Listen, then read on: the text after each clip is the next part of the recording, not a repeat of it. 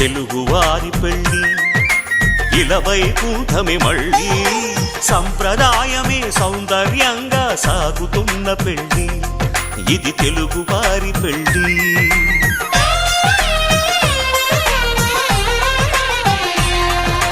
తెలుగువారి పెళ్ళి ఇలవైకుంఠమే మళ్ళీ సంప్రదాయమే సౌందర్యంగా సాగుతున్న పెళ్ళి ఇది తెలుగువారి పెళ్ళి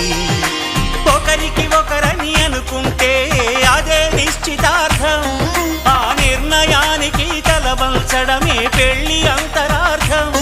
శతమానం భవతి అంటుంది శ్రావణ మాసం శ్రావణ మాసం శ్రావణ మాసం తెలుగువారి పెళ్ళి ఇలవైకుంఠమే మళ్ళీ సంప్రదాయమే సౌందర్యంగా